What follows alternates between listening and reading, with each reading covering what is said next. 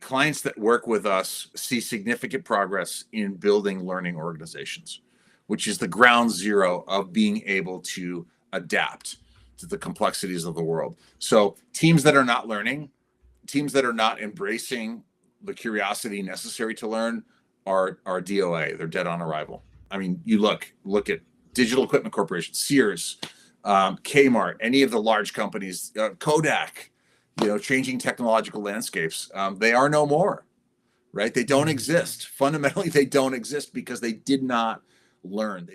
Welcome to Career Coaching Secrets, the podcast where we talk with successful career coaches on how they built their success and the hard lessons they learned along the way. My name is Davis Nguyen, and I'm the founder of Purple Circle, where we help career coaches scale their business to $100,000 years, $100,000 months, and even $100,000 weeks. Before Purple Circle, I've grown several 7- and 8-figure career coaching businesses myself, and have been a consultant at 2 career coaching businesses that are doing over $100 million each. Whether you're an established coach or building your practice for the first time, you'll discover the secrets to elevating your coaching business.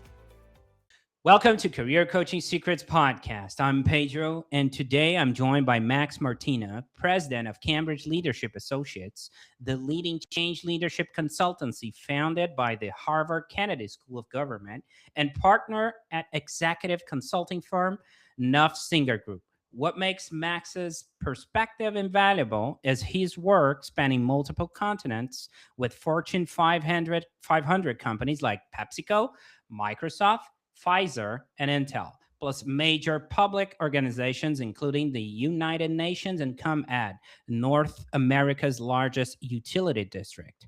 Max brings 2 decades of corporate management experience to his practice, working with C-suite and board-level executives, navigating complex change in both public and private sectors.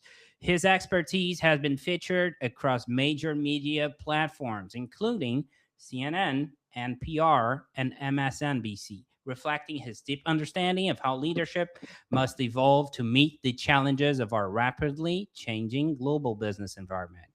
Welcome to the show, Max. Thanks, Pedro. What a pleasure to be with you. It's always strange to hear your own bio read back to you, but it's true. So I gotta acknowledge it. Great to be with you. Thanks for having me. Great to have you. And I'll just say it out loud. You're the one to blame it. You came up with all of that. Well said. Well said. Okay, so you're the one to blame it. Now, Yeah. All right. I'm a comic book nerd, and I like to rewind a bit. Go back to the first edition. Let's put it like that. The origin story. Okay. Yeah. Because every coach has that moment where they look at their life and say, yeah, I guess this is what I'm doing now. Right. So when was that for you, Max? Yeah. Wow. Well, how far back do you really want to go? I mean, I'll give you 2 vignettes without going too deep and personal. I grew up in a family system. I'm the third of 4 kids. Italian American family, a lot of trauma experienced in my personal family, and I think anyone that encounters that is compelled to either suppress it or work through it. And in my case, understanding the triggers and the layers that supported effective human behavior engagement was really a puzzle piece for me that I carried through. But from a professional standpoint, the real origin story for me, Pedro, is that I spent about 20 years in a family enterprise, and we had about 21 companies in the portfolio at the time. And it was extraordinary for me, extraordinary opportunity to learn as an operator. So I was the CEO of several of those companies, played a number of different roles from sales to operations to global HR. And I tell you what, the compelling thread line for me in seeing the successes and failures in those enterprises was consistent. And it was always, in fact, I think I said this to you before, it was always the same thing. It was leadership. So you could take a very successful enterprise, put in terrible leadership and watch it tank, and vice versa. You could take a struggling enterprise, put in great leadership and watch it take off. So when I saw that, I went, wow, that connects the dots for me. The element of leadership is the common denominator between success or failure. And so that's when they let me into Harvard, and I studied there for a little while. Some of the more academic and behavioral components of how that actually works. I'm really privileged to do this work. I consider it an honor, and the reason it's so insightful for me, and it's a work of love and a practice of years now, is that people are sharing a lot of their own wisdom, deep wisdom, in terms of how to actually convert organizations. And so, yeah, it's a lifetime work for me. I've committed my life to it. I love what I get to do, and it's a real privilege. Okay, so you were a leader, right? You were a CEO and the family businesses and all Yeah. of that. And then you got curious about the subject, which is leadership. And then Yes. you ended up studying, right? And then coaching came to Yeah. play, right? Yeah. So I want to understand one thing, because there's a shift that happens from the Yes. CEO hat to the coaching hat sometimes, from I'm helping people, this is a passion driven project, to, you know what, I'm building a real business around Yeah. coaching, right? Yeah. So when did that play out for you? Yeah, actually, okay, great. So we're getting granular here. I had done a lot of, just by virtue of being in a large ecosystem, I found myself at the intersection of several successful companies and individuals who, for whatever reason, over some predetermined trend line, were asking me for advice. And what happens with a lot of folks in that context is they become consultants, which is effectively what coaching is as well. But I was clearly adding some value that I didn't know I was adding. And my current partner, who is a PhD in organizational psychology, actually drafted me into his company. And he said, "Hey, we do this executive coaching work at very high levels. Why don't you come do it with us?" And at the time, I was busy selling and sold the company and a lot of work with that. So finally, after about a 2-year courting process, he and I went into the full-time coaching practice, and he and I supported building his business. And so I've been doing that on the Knopfsinger side for now almost 15 years. And it's interesting because his approach was much more structured and codified, leaning into the critical behavioral science components of deep psychology and behavioral analysis. And that for me was this brilliant marriage of all of the pragmatic, applied operational experience in the business with really how the sausage is made from the standpoint of behavioral analysis and effective communication with executives. So yeah, I think many people, they're brought into this work from different backgrounds, and mine fortunately has been this I think helpful marriage of pragmatic experience with the underlying psychological and behavioral components that support really effective coaching. You know, I want to understand one thing, because you Yeah. mentioned you feel honored to work with this today, right? And then you also mentioned one thing that caught my attention, which is if the leadership, the importance of how important the leader is in the Yeah. organization, right? If you take out the leader, it falls apart and all that. You mentioned Yeah. that. So after you got rolling, right, in your coaching days, and you realized that the importance of the leader and the coaching itself, you know, what I want to understand is, who are the people that kept showing up, the ones you realize, okay, this is my tribe. And the reason I ask this is because when you're first, you have the realization, you might end up thinking, I need to help everyone because this could change the world. Yes. Yeah. That inspirational moment for most coaches. They go, "Oh, this work is compelling." Yeah. Right. So who was your tribe, that you eventually niched down, or even if you went there? Yeah. Well, in this process, I left this out of my bio, but I actually had done some executive coaching work at Georgetown University. And what I found there was a lot of them were born from kind of two cohorts. One was theoretical and one was applied. And I wanted to marry those two. But a lot of the folks in that cohort that were studying the best practices of executive advising and coaching were really aspirational people.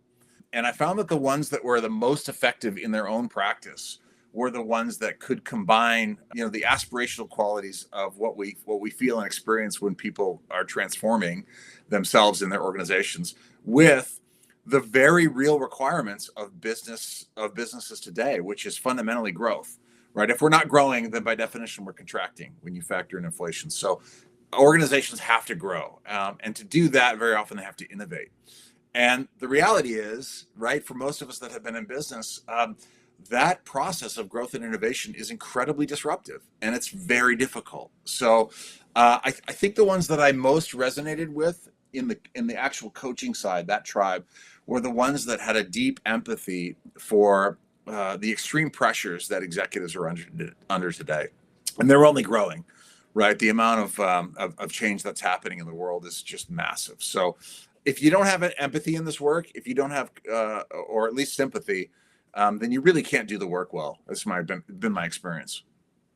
So it's a mix, right? There is the business acumen, the KPIs, the growth mindset, and all that. But there's also a component of intentional growth, like a reason to, a meaning to do something. Is that like a fine balance between that? Something like Yeah. that. Yeah, well said. You could refer to the work of Arthur Brooks, who talks about human happiness and the research of that in this context. While businesses, I don't think fundamentally are in the work of human happiness, what we know is that senior executives that are fulfilled in their work, by which I mean that they're connecting to at least one leg of the three-legged stool of human happiness, which is purpose and meaning. If they're connected to that, if they're grounded in that, if they're clear on that, then they can draw that out of their companies, right? So this is not touchy-feely, what is your purpose work? This is really understanding at a core genetic level why you're here and how does that connect to the critical work of the enterprise. And linking those and then therefore leveraging the behavior to support that becomes really powerful. Yeah, agreed. Okay. Now, let me ask you this, because you're the president of Cambridge Leadership Associates, right? So I want to do an exercise here. Sure. So marketing-wise, how do people usually find you, Max? Well, that's a great question. So we have really two streams. The first is where we benefit from my mentor, Ron Heifetz, and Marty Linsky, guys who developed the original tools and frameworks from Harvard Kennedy School called adaptive leadership. And that, while 20 years old, it's still very current in the marketplace, maybe even more current today. And so we benefit from the platform that generates enthusiasm and interest. And we get inbound all the time from organizations that are looking to do the difficult work of transformation and innovation. And they say, give us some pointers. How do we do this? So that's one. And I think the second, which many executive coaches and advisors listening to this will resonate with, is that when they do good work, you tend to build clients for life. And what is that work? Well, that work is adding value to do what's necessary for both the individual and the business, but most importantly for the business. And so I think that's the other thread that connects people to us when we're fortunate enough to have the opportunity to work with individuals or enterprises. Usually the work is well regarded and they come back, right? And for us, maybe the bigger business challenges that we face are really scaling that human-centric work, because it takes a really, as you know, Pedro, it takes a really unique person to do this work, both in terms of skill set, disposition, personality, interest level, education, all of these things. So it's a rare person that we look for to help us in that work. But yeah, it's the road we walk is, I think for many service providers, it's privileged because we have platform, which many don't, but it's also it also benefits from the legacy of those that came before me. Yes. Okay. Yeah. So inbound, and also I would put it like referrals too, right? Yeah. Like people that work with you and your business, and they're like, hey, you should talk to these guys. They're great. Now, this is the second part of the exercise. Okay. Yeah. Let's pretend I was referred to your business. Okay. And I'm your ICP. I'm your ideal client profile. That's dialed in. I went through the sales process. There's alignment to it. Okay. Let's say you guys can help me. I can see you guys can help me and all of that. So that's done. And I understand that you may have different offers. So you can run with the main one. Okay. So walk me through the process, the point of view of a client, right? Of being onboarded. How does it look like to work with your company? And also the potential outcomes I could expect. Yeah. Wow. You go straight to the point. That's fantastic. Well, I think I might back up just slightly because, and particularly for your listeners, wherever they are in their journey on the coaching business, either individually or with a platform, one of the critical questions that comes is from that ideal client profile. how do you respond? Because for some individuals and organizations, that ideal client profile is, let's say, emerging leaders, for folks that have not done this before. For others, it's high-level management at large companies. For still others, they have a niche in venture capital or private equity-backed driven work. And so our particular niche on that, and this maybe is more to your point around ideal client profile, is really senior level executives and at the CLA level, typically at large companies where the complexity is massive, the change is consistent, and the problems are innumerable and vast. So our clients, the ones that we tend to work with consistently, are the ones that really are quite lonely in that leadership journey, because they're frankly, while they're surrounded by many thousands of people in some cases, they have no real thought partner. And so oftentimes the folks that come in that ideal client profile are folks that are very seasoned executives. They're not looking for basic, strategy kind of support help. They're not looking for, even the lighter stuff around how do I maintain self-care practice in the context of this difficult journey. It's different. It's really about what muscles have I not engaged to shift the enterprise or the team in the productive ways where they're essentially a learning organization. And so our work, when we engage through that sales process, I think it would feel casual, and I don't mean simple, but casual. I hope comfortable. I hope deeply connected. And I see a lot of mistakes that people will make on the coaching side. They become too formal, they're too scripted. And when you're working at a high level, right, you have to approach the problems at the level of the clients, which are also high level. They're highly strategic. And, it doesn't mean that little things aren't important, just the opposite. Little things are extremely important, right? So if a CEO says to me, for example, Max, I heard from someone on my team that it didn't go well. Well, what he's really saying is we've got a major problem, right? And I have to read that code. I have to understand that code to be able to operate at this level. So I think maybe to part two of, I may have been talking too long here, but the part two of your question is, then therefore, what does that journey look like? What is the process and what is the outcome? There's a lot of different pieces to that depending on the context, but I would say fundamentally at the highest level, clients that work with us see significant progress in building learning organizations, which is the ground zero of being able to adapt to the complexities of the world. So teams that are not learning, teams that are not embracing the curiosity necessary to learn are DOA. They're dead on arrival. I mean, you look at Digital Equipment Corporation, Sears, Kmart, any of the large companies, Kodak, changing technological landscapes. They are no more, right? They don't exist. Fundamentally, they don't exist because they did not learn. They did not scale their capacity for innovation. So crucial, right? And so what does that look like? How does it evolve? How does it emerge? There's a lot of nuance to that, which we could talk about, but fundamentally, I think that's where organizations end up after they work with us. Okay. At least that's the hope. Yeah. Here comes the first curveball. Okay, great. Love it. Love curveballs. I have two, but I'm going to get first one, which is, you mentioned teams that are not learning, right? Yeah. You mentioned that. What happens when you're hired by someone, your business is hired by someone, right?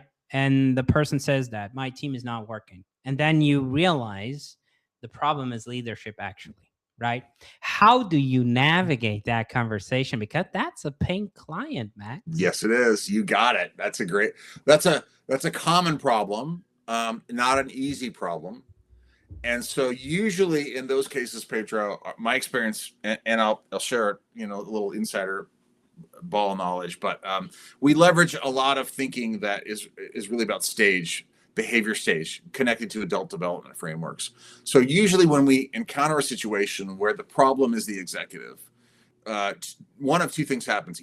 Either number one, they're actually working with us because they want to work with us, and there's readiness there to begin to make that shift, which is a much more palatable and productive situation. Or they're there because they're forced to be there, either by a board, a venture partner, or a private equity-backed company insisting that they go through this. And the actual remedy in terms of helping that individual do the learning necessary to scale their team, I would say it follows one of two tracks. One is intention. So they're actually willing to put in the work. They're like a professional athlete that trains every day and they do the work. Or it requires crisis. And that might be a 2x4 swat across the head induced by us, right? Speaking truth to power, where that actually is disarming and confronting. Or it's a crisis born of their own limitations, including maybe loss of career, loss of job, problematic feedback from the board or the team, turnover, departures from teams, hemorrhaging cash. The financials could be some version of crisis on this. But I'll tell you what, we've seen it all. And while we want to avoid individually and collectively, while we like to think we want to avoid crisis, it is a really powerful motivator for behavior. It can be. And frankly, I mean, I'm sure you've seen this too. There is no growth without stretch. So by definition, whether you're in the gym, right, whether you're talking about individual development, whether you're talking about organizational growth, culture growth, got to have stretch. So do we stretch so much that we tear our muscle fibers or hurt ourselves? Or do we tear just enough, so it's deeply uncomfortable, but we grow from it? And that becomes the fine line in the art of coaching and the improvisational work of leadership, which is in many cases required. Okay. Does that help? Does that answer the question? Yeah. That answers the question, because it sounds like there's a very custom way of doing things, very nuanced. You got to understand the dynamics. It's not easy work, right? Now, your work seems pretty hands-on. We were talking about, 21 companies in your family era, Yeah, the vast age experience. of your doing. I mean, that's a lot. And also, right now, I know you have a team behind you that helps you and all of that. But and here's a curveball, right? It's because I see a lot of coaches out there, they advocating against burnout. And sometimes they're burning out themselves because that's a very passion-driven job, right? Profession. It also, sometimes they're wearing a lot of hats, right? In different positions. So how do you think about capacity? So you don't stretch yourself too thin, Yeah. And is that question, are you curious really in terms of my philosophical approach with clients or my own application in the work that I do? I would say your own, which eventually impacts in the clients, right? Yeah, it does. It's a great question. And I think probably, if I'm being honest, we're all at different stages of that journey. I had a period of my life where I was, I would run myself ragged, and I would do whatever, high achievement mindset, and I would do whatever it would take to succeed. But what I found over the years in my work is that I actually have more success when I'm triangulating and doing the most important things, right? When I'm deploying my highest and best use against the right use cases, which are most resonant with the work that I want to do. So on the one hand, it's a great question, but I say part of the privilege that we have is that we can often say no to the clients that we don't want to work with. And not everyone has that chance, that luxury, right? Some clients that I know are going to be, that are developmentally not ready, don't have the resources to engage in the right work, or don't have the commitment. I'm going to say to them very clearly, I can diagnose that and say, hey, this is not a right fit. Because when I've made the mistake of taking those clients, it's twice as much work. It's 3 or 4 times as much work in some cases. And it's just not the return, the cost benefit for me and the return for the client isn't great. So as I've gotten older, in terms of my own perspective on this, there really is, I don't like the word balance. I don't like this work-life balance concept. I think that whatever you focus on one area, whenever you focus on one area, you're by definition impoverishing the other. So it's pretty disingenuous to say that, just create balance. No, you need to make very intentional decisions about where to deploy your energy. I have 3 kids, an 18-year-old, a 15-year-old, and a 12-year-old. And, it's different now. They're not in diapers. And so it takes a little different level of care, in some cases more intention, but I'm prioritizing that. That's really important to me. And, running 2 companies, and yes. Is it exhausting? Yes. But there's this thing that we think about, certainly in adaptive leadership, called holding steady. How can you find the internal fortitude and the resilient capacity to do what's needed to do without deeply personal interruption to your life? Can you be in the mess, but not of the mess, so to speak, right? Can you exist in the professional world, do the things that are required, but also get to the balcony and have the perspective to see what's really important? So this is, I don't presume to have it all figured out, but I do work on it. I do work on it consistently. And actually I have a lot of accountability partners in my life. My business partner, who I mentioned before, he calls me to task. He'll question, whether I'm doing the right things for both myself and the business. And that's really, I think, for all of us, to have a thought partner that can say, hey, double click on this, question this. Are you sure that's right? And then to have the honesty and reflective capacity to say, maybe it's not, right? Or no, it's not, and I need to redirect. So I do that. I do that consistently. Maybe not always well. You'll have to ask my team. But by and large, it's a work in progress. I think that's true for all of us. Don't you think? Yeah, I do, man. This is, I feels like it's a me problem sometimes, right? For example, I worked in corporate, right? I work at banking here in Brazil. I worked at Ernest & Young here in Brazil, consulting firm. And that always felt like work, right? It's work. I clock in, I clock out, that's done. And then I moved to this, which I'm doing right now for some years, which is coaching. I'm also a coach, right? And also a podcast host. So, but the thing is, it doesn't feel like work, right, Max? But it burns me out, right? So I'm kind of trapped because it's fun. And then people tell me, hey, you should do something that you feel like fun. And then my wife, she's telling me, hey, why are you laughing so much at work? That doesn't sound like work. And that's the tricky part for me. It's because the only boundary I can set up for myself is performance. If I can sense that I'm not being able to deliver, because if it's not that, I'm just going, I'm not sure if you feel like that, but the setting up the boundary when you don't feel like work, sometimes it's kind of tricky, right? Oh, wow. Yeah, that's a great call out. And I mean, what a testament to the fact that you're in work that is yours to do. I mean, if you love what you do and it feels like play, it doesn't mean we're immune from the need to set boundaries.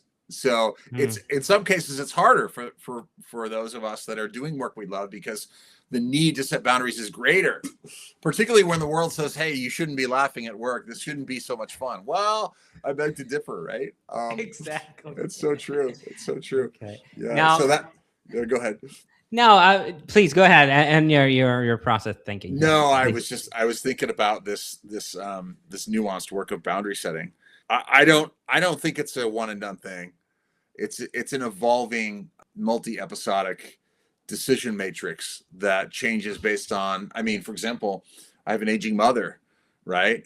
Who's 82 and challenged with some health issues. And so maybe 2 years ago, my perspective or take would be different. My oldest is graduating high school and heading to college. So that frees up time, but it also means I want to be around more often. So right? So as the seasons change in our lives, I think we're constantly reevaluating that. And the nuance of that is you have to be I'll tell you this. When I was a kid, I felt I suffered from the condition of being too sensitive. And I maybe many that are coaches or advisors have that empathic capacity. And what I realized over the years, going off topic here, is that sensitivity is a deep gift. It's a little bit like an instrument, like an earthquake meter, right? If you have a really sensitive radar, then it means the gift of that is you can detect things from a mile away. So you have to use that. If you've got that, particularly in your own life and the boundaries of your own work, you got to use that sensitivity to address boundaries before they become issues, before you feel burnout. One of the things that I've started doing is I schedule, beyond traditional vacations, I schedule one day every 2 months off. I block it out, and my calendar's always crazy. I ask my assistant, don't schedule me every 2 months on a Friday. And then if I feel burnout, I take the day. And if I don't, then maybe I'll use it for visionary work or inspirational writing time or business strategy and thinking about that. So I might relinquish the time, but I've realized that for me, structurally, if I don't create the context or the structures to support that, man, I've had years where I'll go 7 or 8 months and then realize too late that I'm burnt out. And, by that point you're fried. Then it's a 4-week catch up process and you get sick or whatever, right? That's not fun. Mm, Yeah. exactly. That's exactly what happens. I'm right there with you. Okay. Yeah. Now I want to shift gears for a second. Sure. Yeah. Okay. Talk about future a little bit. Now, Okay. I'm curious where you're taking all this, right? Looking ahead, where do you see the business going? Are you thinking about hiring, scaling, or is there a next step you're excited about? Yeah, it's so interesting. If you look at the macroeconomic landscape with the war in Iran and so many of the pressures that are hitting the world, a very strong case could be made for global recession or contraction. And that may yet happen. It may be happening in some parts of the world. In our business, we're not experiencing that. And I suspect it's because the work that we do in the world is probably more desperately needed now than ever before, which is how do organizations do the complex work of change in evolving landscapes. And so we've seen, your question is timely for me because we've seen, significant growth in the business and a need for services to the point where we have to walk the talk as well. We have to scale our own business. We have to think about how to meet the need, do the work. A lot of folks in our space, Pedro, correct me if I'm wrong based on your experience, but they don't really have interest in scaling an enterprise. They have interest in doing the work, right? Which is admirable and wonderful. I've taken maybe the harder path, certainly the harder path of wanting to do both. And the scaling of the company is no joke. I mean, it is real. And it's a labor of love. You have to be engaged for the right reasons. But so we confront these questions every day. Who are we hiring? How do we hire? How do we find the right people to hire? It's the approach to hire. What markets do we need to work in? And so we use primarily the European model of associates, where we've got contractors in select markets that we've worked with, where we've developed a history of trust, where the capacity has been proven, where the both experiential and academic track records match. But when you grow, when you're in growth mode, sometimes you need more people than you have. And so how do you do that? And so we're constantly looking at that and evaluating talent in the marketplace. And frankly, given our profile, we're privileged because we get inbound often to say, hey, can I work with you? And most folks, we just are not a fit for various reasons, which we could talk about. But yeah, like I said, it takes a unique person to do this work. Right? That is so true. And, especially in the coaching space, right? I see a lot of coaches out there. They're passionate about the work. I would call it almost like they would love to have like a dentist model, right? It's just they sit down in the chair. They have the assistant in the front desk. Yep. Everything is handled. They just sit down, do the coaching and go to sleep. But it doesn't work like that in reality for most coaches. And the thing is, and here's the catch 22, I would say. It's like, if you're really passionate about impact, if you really, really want to help people, scaling is a necessity, not an option. If you really want to do that, impact more people, okay? That's one thing. But it comes with a price. And the price, and I'm not sure if you agree with me, part of it is letting go, right? It's not going to be you. So there's quality control. There are certain trade-offs you got to understand you're eventually going to make. Or if you're happy with where you're at a one-on-one level and just doing that, totally fine. But understand, the impact is not going to be as big as it could potentially be. Did that make sense? Oh, I'm 100% with you. In fact, one of our models is this process of letting go, where the most effective senior executives have to do that. And we actually call it the terror of letting go. And that's because it's terrorizing, because the very things for most of us that made us great in our careers early on are not the things that are required to scale and build businesses later on. Meaning, if you were a high performer and an effective contributor and really great at coaching, well, later on, building a business to house a stable of coaches and support the work at scale means doing different work. And all the things that we were good at are now no longer as relevant. And so spot on, the terror of letting go is real. And also, I think, you've seen this as well, depending on the level at which coaches engage, you can make a great living for yourself particularly at higher levels of the organization, just by individual, no problem, right? Like you can do that. Many people can do that well. Many people, some people can do that well. The space that we want to play in maybe is a little bleeding heart aspirational, where we can work with both the private enterprises, for-profit enterprises, but also with governmental entities, with nonprofits, with organizations like the UN that are doing deeply difficult and fraught work. For example, we had a call from UNICEF, which UNICEF East Asia, which is ostensibly responsible for a quarter of the world's children, and many of these kids are living in impoverished zones, and they're thinking broadly and deeply about how do we help these kids with limited resources? How do we engage in this work? How do we at UNICEF do this learning work to scale capacity? And I mean, talk about a fraught, complex, multi-scalar issue over time that needs help. So if we can have success in the private sector, then that actually gives us the option to work, in the public sector or the nonprofit sector too. We can meet the need both ways. And so for our business model, that's really important, is to be able to do well-paying work that also helps us, give back to the world in that way. That's the dream anyway. Yeah.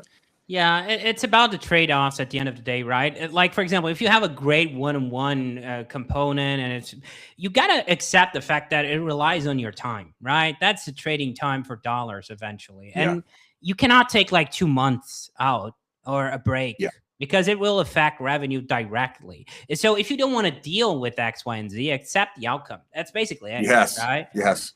And also, I talk with people in the space. Like, for example, that reminds me of a guy who's actually in our community. He's got like him and 2 people, and he's got like in the 7 figures because he created like a success fee model. So it is him, but according to milestones, he can get a cut and all of that. So that's one way of doing it. There are multiple ways of doing stuff in the coaching space, right? It's like creativity is like the ceiling, and there is no ceiling at the end of the day. So it always ends up with you talking with someone and ended up coming to agreement. Now, that makes perfect sense, and I love that. Now, if someone listening wants to connect with you or follow your work, Max, and we're going to have all the links in the description, right? Oh, great. What's the best one? Where can people find you and connect with you? LinkedIn is great. LinkedIn is great, although I don't check it as much as I should. So bear with me if you use that. Our direct website is great, cambridge-leadership.com, which would be a good avenue. And then if it's really for the coaching side, our Knopfsinger platform also works well. I want to make a quick mention of something you just said, though, which I find to be very true. And I love models like that. We'll even do sometimes, very small equity stake in startup enterprises for long-term success. But the interesting thing about the journey that we're on in the coaching world is that, fundamentally, it's not a really good business model. We're selling our time, and there's a limited amount of time. So there's maybe a separate conversation around how coaching is confronting AI and using, agentic tools to support multiplying the coaching efforts through bots. And that's we've even looked at that as well. And it's a different space. But I actually think that going forward in the tech landscape, the really effective executive coaches and advisors will be largely insulated from the AI changes that we're seeing. Not completely, but we're in the business of human-centric behavior, right? Which AI models are touching, but they're not fully replacing. So interesting dynamic. Very compelling conversations that could be had on the coaching business model, and how to leverage good ones that support success for everyone and create opportunity for everyone, right? But I love what you said. Those trade-offs really are real. Those trade-offs are real, and you got to accept the consequences of those. Yeah, 100%. There were a few moments from this chat that really stayed with me. Okay, well, first of all, I love the fact how the coaching came up in your world, right? How it was brought up to your world. It was like basically curiosity around leadership and the impact of leadership into businesses. And then you went to study, and then you're like, okay, this is something that really makes sense. And eventually people are asking for advice, right? And you're like, you know what? You're just connecting the dots at this point, and so it just makes sense becoming a coach and having that coaching business and all of that. So that really stood out to me, because I think the organic and natural process are way powerful of just me. Hey, I'm going to do X, Y, and Z tomorrow, right? It's just something that was already there. You start developing. So that's one thing. The other thing that I think it's very, very important reminder is the work-life balance myth. That for me is a myth, right? Yeah. And like we mentioned, if you love what you do, and I think, to be candid, Max, this is something that I'm 39. You're older than me a little bit, right? A little bit. A lot of it's it. like, Sorry. no, a Sorry little. that you're kind, but yeah. But we have this misconception, as it seems like, of our understanding of having separate lives, right? This is my work life. This is my relationship life. This is my, I don't know, hobby life, whatever you want to call it. But at the end of the day, it's just one whole person, right? Yeah. It's a myth to pretend that if I work 11 hours a day, this is not going to impact my life in a personal level, my marriage or whatever, right? Now, Max, this is my long-winded way of saying that I appreciate what you do. And I appreciate you being here and sharing so openly today, okay? Great having you on, man. Thank you, Pedro. It's I completely agree with you. This idea that the separation in our lives is a thing. It's a fiction, particularly in the 21st century, where integration is the hallmark of the complete individual, right? I mean, I actually had a mentor once tell me that, here, Max, this is 20 years ago. Here's the success for life. Here's the successful advice I can offer you. Life is like a filing cabinet. You've got your family in one, your occupation in another, your hobbies in another. He said, keep them separate. Never pull out a file from a folder from one file and mix it in with the other. And it's total bunk.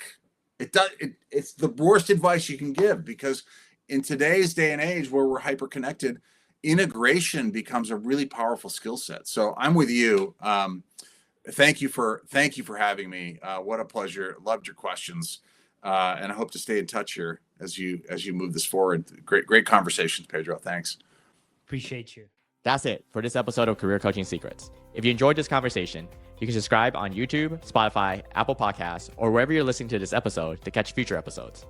This podcast was brought to you by Purple Circle, where we help career coaches scale their business to $100,000 years, $100,000 months, or even $100,000 weeks, all without burning out and making sure that you're making the impact and having the life that you want. To learn more about our community and how we can help you, visit joinpurplecircle.com.